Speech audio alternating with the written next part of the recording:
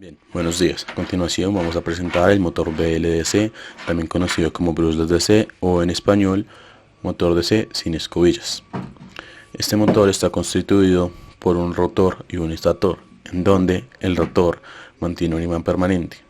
Pueden ser un imán natural o un electroimán, sobre todo en motores grandes. El estator está constituido por 3 embobinados que se activan de forma secuencial para generar su movimiento.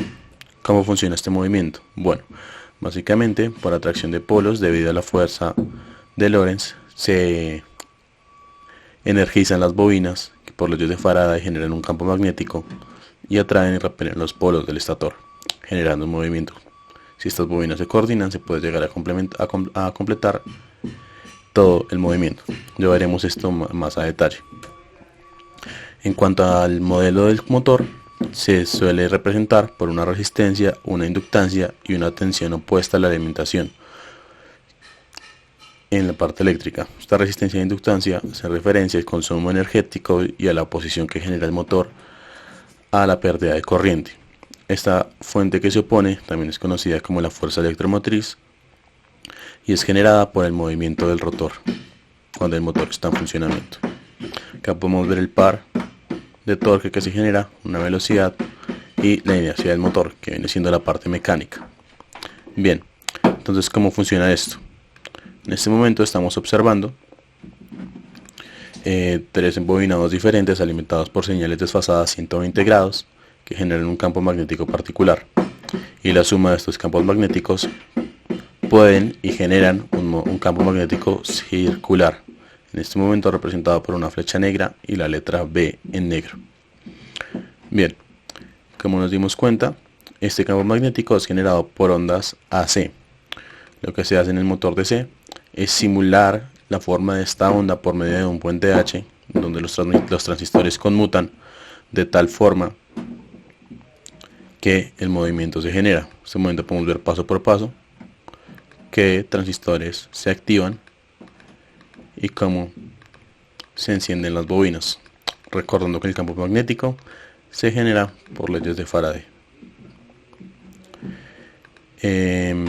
Teniendo en cuenta cómo funciona, vamos a pasar a observar el modelo matemático. Entonces, el modelo matemático consta de 2 secciones, como se habló anteriormente: la parte eléctrica, que se basa en la inductancia y la resistencia del motor, una ganancia de la parte de corriente de la parte mecánica, que está dada por la construcción, y el modelo mecánico, que se basa entre el amortiguador que representa y la inercia que trae el motor mismo.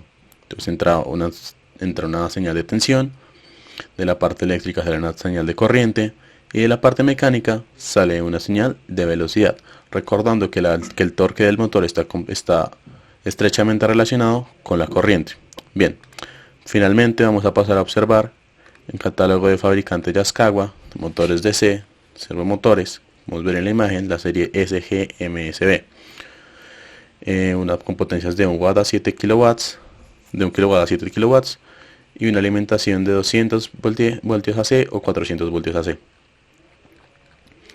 En este momento estamos viendo las características más importantes del motor, que vienen siendo el torque de trabajo, el torque máximo, el torque estado, velocidad, la constante de torque, el consumo en potencia, etcétera, etcétera, etcétera. Lo mismo para los de 400 voltios. También observamos la zona de trabajo continuo del motor y la zona de trabajo discontinua. Recordando que en la zona de trabajo continuo es donde debe estar nuestro torque RMS, o donde vamos a trabajar la mayoría del tiempo, y en la zona discontinua, la zona en la que podemos trabajar por instantes de tiempo. Cosa que pasa, por ejemplo, al cargar un motor y encenderlo, que hay